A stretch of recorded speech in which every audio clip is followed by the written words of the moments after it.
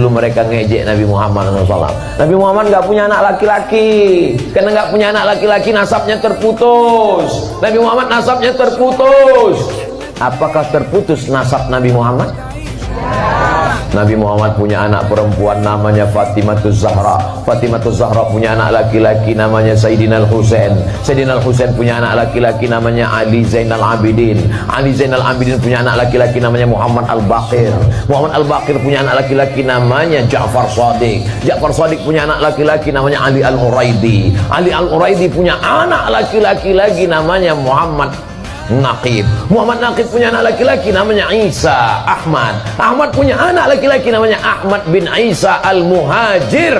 Pindah ke Yaman. Muhajir artinya pindah ke Yaman. Itulah nenek moyangnya para habaib As-Sagab, Al-Haddad, Al-Jufri bin Salim bin Syekh Abi Bakar. Sampai hari ini keturunan. Assalamualaikum warahmatullahi wabarakatuh. Waalaikumsalam warahmatullahi wabarakatuh. Alhamdulillahirabbil alamin. Pagi ini, siang ini, sore ini, malam ini, hari ini, semua kita harus terus beriman kepada Allah Subhanahu wa taala sampai malaikat maut mencabut nyawa kita. Pemirsa, kita akan mendengarkan dibacain berita yang Bung Kameramen tentu sudah memiliki bank berita. Silakan Bung Kameramen mengambil bagian bank beritanya. Ya, Bung Alfian, lagi-lagi ini kita merespon situasi Bung Alfian, karena bukan hanya Ustadz Alfian Tanjung, tapi Ustadz Abdul Somad dan Ustadz Adi Hidayat juga dicaci ini. Jadi saya perlu bertanya kepada Bung Alfian. Jadi kalau Bung Alfian ingat, ketika masalah nasab ini dipermainkan, dihinakan, diapakan lah kita kira-kira gitu Bung Alfian. Kita kan sebetulnya Bung Alfian tidak langsung merespon ya Bung Alfian. Kita membaca dulu ini ngarahnya kemana nih, ini maksudnya gimana nih, tujuannya gimana nih. Ternyata Ustadz Somad, Ustadz Adi Hidayat juga mengalami atau melakukan hal tersebut Bung Alfian. Jadi tidak langsung merespon, tapi mengamati dulu. Oh ternyata memang mengarahnya ingin ujungnya adalah orang tidak percaya dengan habaib seperti Habib Rizik. Nah kalau kita sepakatlah Habib-habib, ulama, ustadz yang tidak baik memang tidak usah diikuti Bung Alfian. Tapi kalau sampai ujungnya tidak mengikuti Habib Rizik, ini bahaya juga. Nah tapi Bung Alfian, uniknya adalah UAS, UWAT, dan UWAH membela Habib Rizik jangan sampai dinodai lah atau di apa Bung Alfian, direndahkan gara-gara isu nasab gorengan ini. Justru UWAH, UWAT, dan UAS dianggap sebagai jongosnya Petamburan. Nah, ini gimana nih Bung Alfian? Silakan. Sekarang ada rame isu nasab, nggak usah ikut-ikut, nggak usah ikut-ikut, nanti hilang sendiri. Ya, kita pelajari yang benar yang seperti apa. Itu resikonya tinggi itu.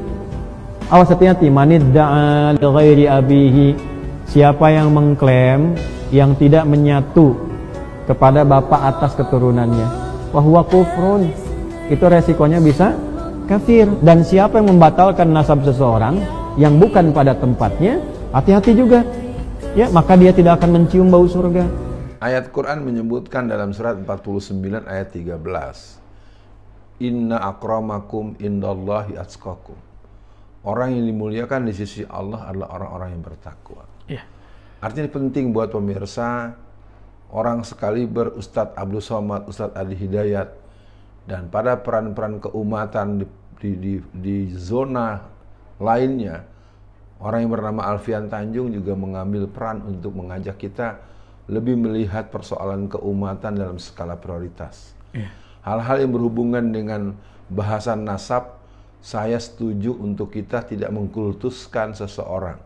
Apalagi karena dianggap dia keturunan Rasulullah, lalu diperlakukan secara berlebihan dan akhirnya membuat orang tersebut kehilangan kepatutan dalam penghormatan yang kita berikan. Saya berasal dari ranah Minang. Kami punya mentalitas psikoegaliter.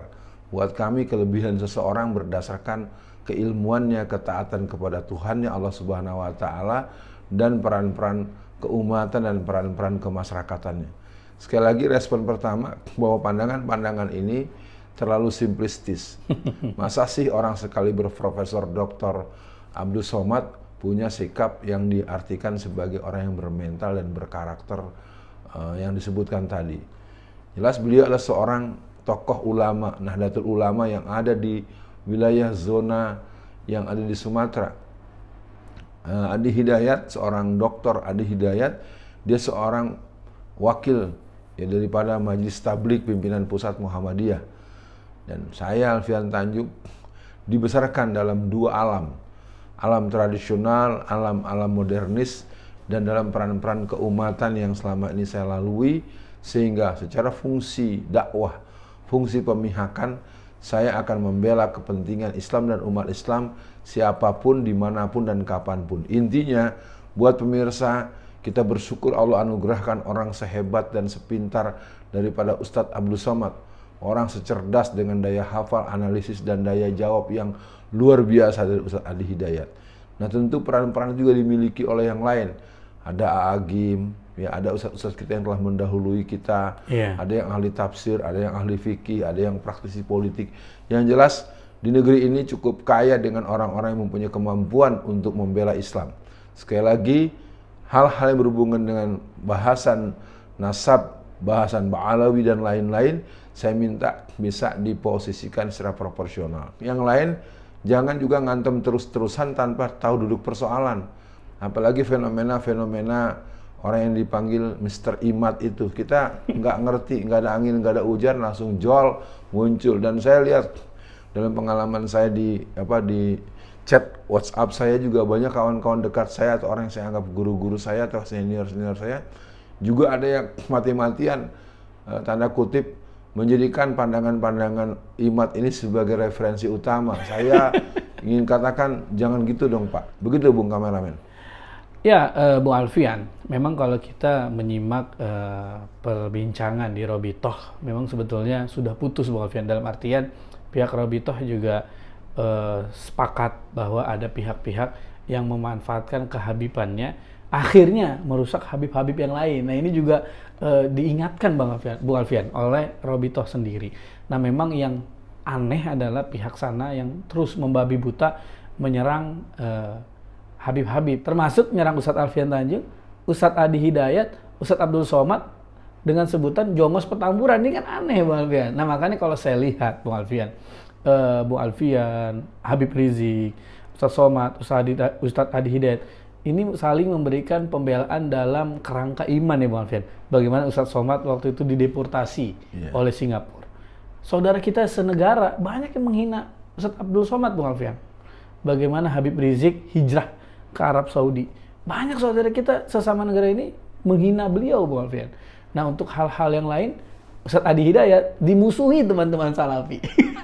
Ini kan aneh Bung Alfian. Jadi mungkin nih Bung Alfian, untuk akhir sesi kali ini saya setuju nih dengan langkah yang dilakukan oleh Bung Alfian, ustadz-ustadz lain untuk terus menjaga kekompakan, karena justru kekompakan ini yang membuat musuh bingung nih Bung Alfian. Ini gue nyerangnya lewat mana lagi nih? Imad nggak berhasil nih, Roma Irama nggak berhasil nih. Jadi untuk akhir sesi kali ini, apa pesan Bung Alfian untuk teman-teman asatid, para ulama, para habaib, agar tetap kompak dan teruslah Bung Alfian kompak, karena kalau tidak kompak kita yang pusing sebagai umat. Untuk closingnya silakan. Allahu Akbar, Allahu Akbar, Allahu Akbar.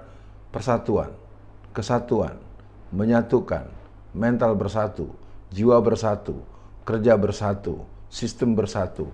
Itu akan membuat kita masuk ke wilayah Innallaha yuhibbul lazina yuqatiluna fi sabilihi Sofan ka'annahum bunyanun marsus. Surat 61 ayat 4 ya. Ini respon pertama sebagai bentuk closing statement saya. Yang kedua, mari kita bekerja. Bekerjalah kamu di tempat bekerja masing-masing. Sesungguhnya orang-orang yang beriman, Allah dan Rasulnya akan melihat apa yang kita kerjakan. Yang ketiga, pahamilah bahwa orang-orang kafir, orang-orang munafik, orang-orang fasik, orang-orang pendosa, orang-orang sekuler, orang-orang komunis, PKI, PKC, atau Partai Komunis Korea Utara, dan semua haluan-haluan ideologi yang la ilmaniyah, mereka akan terus mati-matian untuk menggenjot dan menggerus eksistensi misi dakwah tauhid. Betul. Yang ketiga, kepada semua kita lihat kemenangan sudah terjadi di Afghanistan pada tanggal 15 Agustus 2021. Kemenangan di Palestina semakin menunjukkan tanda-tandanya dengan kekuatan, dengan kembalinya kekuatan Hamas untuk pasukan divisi politiknya oleh Yahya Sinwar telah menunjukkan kerja-kerja sistematisnya. Keempat, Indonesia hari ini dengan fenomena Anies Rashid Baswedan, dengan eksisnya PKS, dengan eksisnya partai-partai Islam, partai berhaluan Islam, dan tokoh-tokoh Islam yang berada di berbagai partai yang mereka tentunya memiliki komitmen untuk berdakwah di jalan Islam. Yang terakhir, buat seluruh masyarakat, mari kita sadari bahwa kemuliaan Islam adalah kebaikan dan perbaikan untuk seluruh masyarakat di negeri kita, bahkan di dunia. Wa ma arsalnaka illa rahmatan lil alamin. Sekali lagi, gelorakan dakwah dan jihad fisabilillah, dakwah amar ma'ruf nahi mungkar. Sekian, assalamualaikum warahmatullahi wabarakatuh. Waalaikumsalam warahmatullahi wabarakatuh.